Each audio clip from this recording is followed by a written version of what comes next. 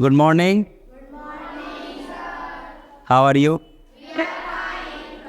Thank you. तो आज का क्लास शुरू करते हैं। तो कौन से चैप्टर पढ़ रहे हैं हम लोग? verbs। तो verbs के बारे में आप लोग बता सकते हैं कि verbs क्या है? क्या बताए थे? Action words are called the verbs. ध्यान रखना है कि जब हम किसी भी चीज़ को बार बार रिपीट करते हैं तो उसमें ऑटोमेटिक रूप से द या दी का प्रयोग आपको देना है। और द और दी में क्या फ़र्क है?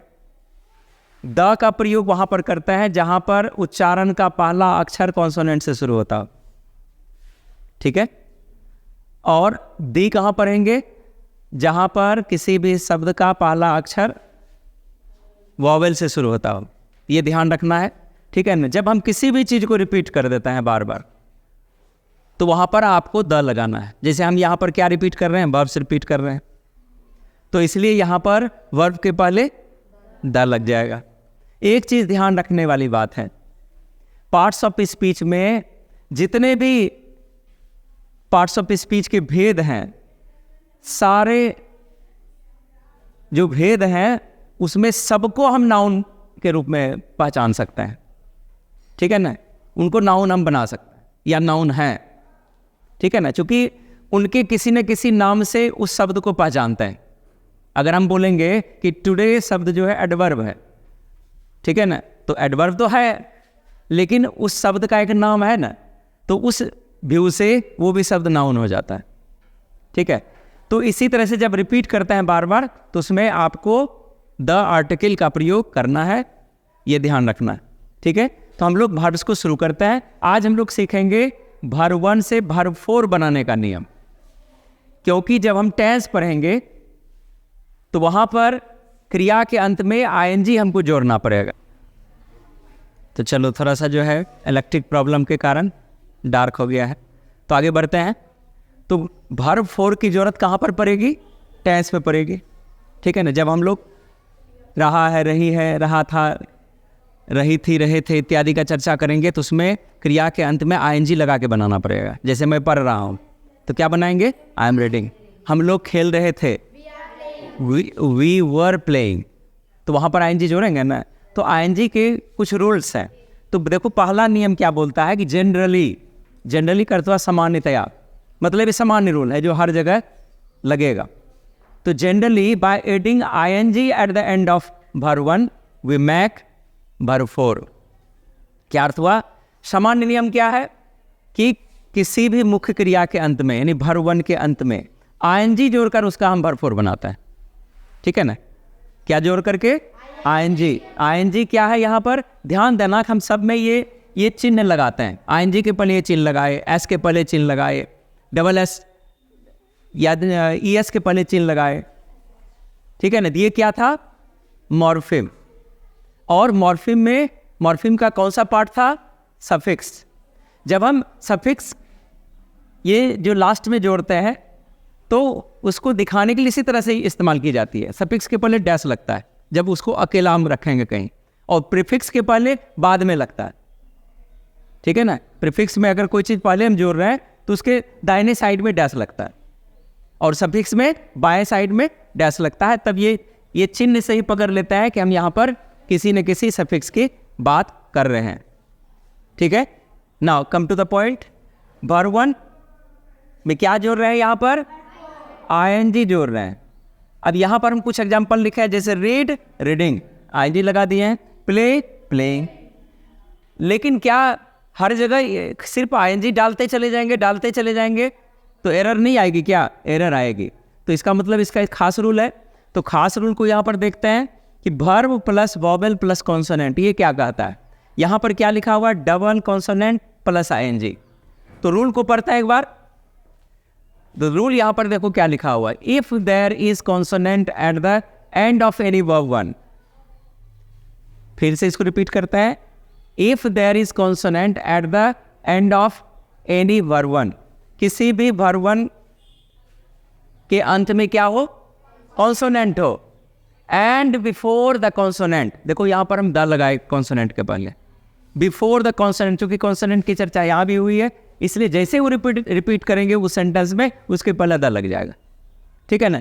Before the consonant there is a short vowel, है ना। शॉर्ट वॉवल मतलब सिंगल यहाँ पर है, जिसको लगभग एक बार में हम पढ़ सकते हैं, ठीक है ना। We add ING by doubling the consonant. हम ING कब जोड़ेंगे? जब उस अंतिम या आखिर कॉन्सोनेंट को दोहरा देंगे तब ING लगाएंगे। क्लियर है? जैसे देखो रन, एन क्या है? कॉन्सोनेंट, और इसके पहले क्या है? वॉवल, और खास करके सिंगल वॉवल में ज़्यादा इसका प्रयोग करता है, इसलिए इसको शॉर्ट वॉवल बोला जाता है। रन, रनिंग, डबल किए। कट, कटिंग, यहाँ पर डबल टी को डबल किए। स्टॉप, स्टॉपिंग, टी को डबल किए, ठीक है। लेकिन इसके अपवाद भी हैं। अपवाद में और कुछ आपको याद रखना, हम यहाँ पर सिंगल दिए हैं क्योंकि इसको एक जगह करना पड़ेगा कि कौन कौन से ऐसे वर्ब है जिसके अंत में कॉन्सोनेंट है, इसके पहले वॉवल भी है, लेकिन हम इसको डबल नहीं करते हैं, ठीक है ना। ये अपवाद है, ठीक है ना। मतलब नॉर्मल रूम में तो करेंगे ही, लेकिन कुछ ऐसे तथ्य हैं जहाँ पर वो हमारे नियम को फॉलो नहीं करता है, ठीक है। जैसे ओपन किया है तो यहाँ पर डबल कर दिए थे इसलिए गलत हो गया, यहाँ पर ओपनिंग डबल को ख़त्म किए तब ये जाके सही हुआ। यहाँ तक क्लियर है? अब जो है आगे का नियम क्या कहता है कि वर्ब के अंत में क्या हो?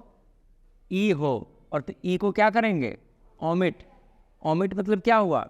हटाना। हटाना मतलब इसको हटा करके क्या जोड़ेंगे? ING। तो रूल्स पढ़ते हैं। इफ देयर इज ई, यहां पर थोड़ा सा मिस्टेक है, is E eight the end of verb 1। क्या अर्थ हुआ? यदि वर्ब 1 के अंत में क्या हो? ई हो, तो by omitting E we use ING to make the verb 4। अगर कोई भी वर्ब 1 की क्रिया लेते हैं तो उसके आखिर में ई लगा हुआ हो तो ई को क्या करना है? हटा देना है। तो हटा करके क्या करेंगे? ING जोड़ेंगे। क्लियर है? ठीक है ना। जैसे देखो राइट यहाँ लिखे हैं तो इसके अंत में क्या है? ई है। यहाँ पर देखो ई है, इसमें नहीं है। क्या किया हम? इसको हटा करके ING जोड़े, मतलब ई गायब हो गया। उसी तरह से टैक में ई हटा दिए, tacking. Give, giving. Rules clear हुआ? अब देखो यहाँ पर कुछ खास बात लिखा हुआ है, इसको हम लोग नॉनफिनाइट्स में भी पढ़ेंगे। एक चैप्टर आएगा, जब इंटरमीडिएट का चैप्टर है, आगे जा करके इसको सीखते हैं, या 10th के लास्ट सिलेबस में आता है। जब क्लाउज का चैप्टर खास करके चलता है तो वहाँ पर ये सब चीज़ पढ़े जाता है। हम लोग जो वर्ब को तोड़े, तो वर्ब को हम लोग अभी 2 ही भाग में बांटे हैं, ऑक्सिलरीज एंड प्रिंसिपल वर्ब्स। लेकिन उसके बहुत सारे कैटेगरीज हैं, बहुत सारे डिविजन्स हैं, तो उसका प्रयोग हम लोग धीरे धीरे सीखेंगे। अभी हम लोग 2 हिस्से में बांटकर इसको पढ़ रहे हैं, और जितना बांटेंगे उतना वो डिफिकल्ट होने लगेगा समझने में, अगर सब कुछ को हम यहीं पर एक्सपोज करने लगेंगे तो, ठीक है ना। तो थोड़ा सा रखेंगे हिडन करके। यहाँ पर देखो, verb 4 acts as gerunds and present participles also. क्या अर्थ हुआ कि वर्ब 4 जो एक्ट करता है किसके तरह? प्रेजेंट पार्टिसिपल के तरह, जिरेंड ऑफ प्रेजेंट पार्टिसिपल की तरह ये एक्ट करता है, ठीक है ना। मतलब वर्ब 4 जिरेंड भी है और प्रेजेंट पार्टिसिपल भी है। तो इसको कैसे समझेंगे ये देख लो। ये जो जिरेंड है नॉन फिनाइट्स का भाग है। थोड़ा सा वहाँ पर यहाँ पर इसका इंट्रोडक्शन देना चाहेंगे। नॉन फिनाइट्स आखिर है क्या? हम लोग जो अभी क्रिया पढ़ रहे हैं उनमें से अधिकतर क्रियाएं जो हैं फिनाइट वर्ब हैं। फिनाइट वर्ब किसको बोलते हैं?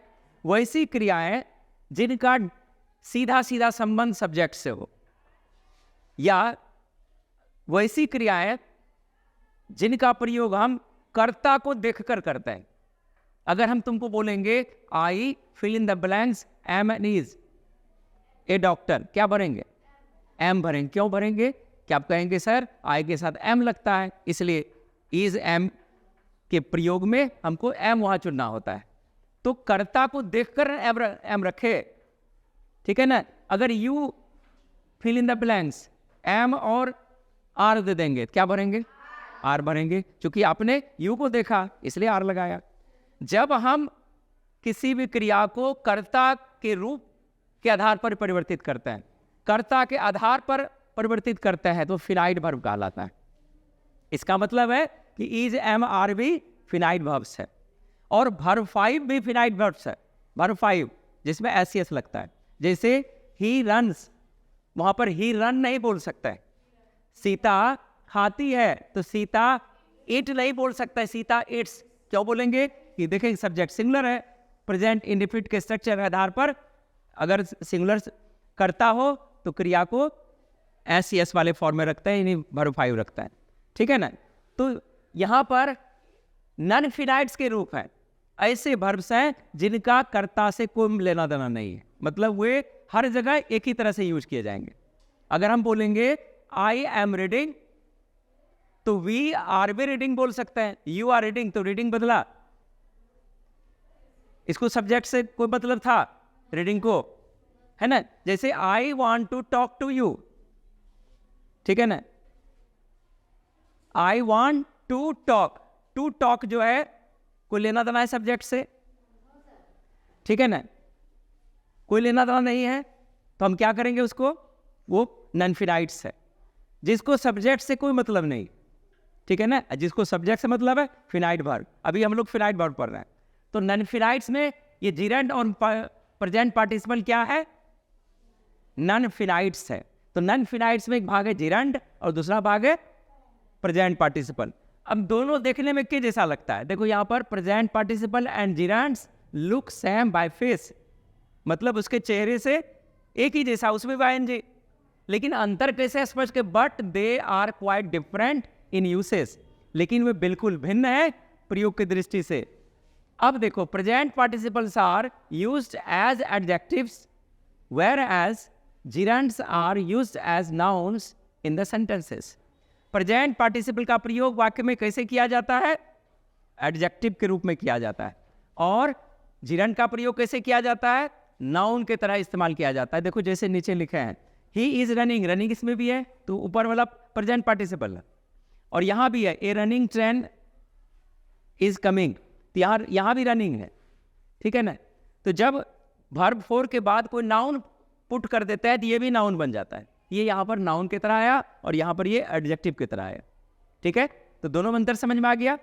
ये टेम्पोररी तत्कालिक आपको ये जानकारी दिया है, इसको हम लोग आगे के सेशन में इसको गहनता से पढ़ेंगे, और हमको उम्मीद है कि वर्ब का ये छोटा सा सेशन आपको बहुत हद तक समझ में आ गया होगा, ठीक है। इसको बार बार आप पढ़िए, अगर कुछ और गड़बड़ रह गया हो या बोर्ड पर राइटिंग में मिस्टेक हो गया हो तो आप लोग नीचे जो है कमेंट होगा उसमें सुझाव दे सकते हैं कि सर यहाँ मिस्टेक हो गया, चूँकि लिखने में बहुत जगह मिस्टेक हो जाती है। पिछले बोर्ड पर 2 जगह 2 ही लिखा गया था, तीसरे बोर्ड में जो पहले दिन शुरू किए थे उसमें रिटर्न की स्पेलिंग गलती थी, ठीक है। तो ये सब चीज़ आप लोग अपने से भी देखेंगे, क्योंकि राइटिंग मिस्टेक हो जाती है इसमें। धीरे धीरे हम लोग इसको सुधार करते जाएंगे, लेकिन आपका जो कंसेप्ट है ये बिल्कुल साफ सुथरा है, ठीक है।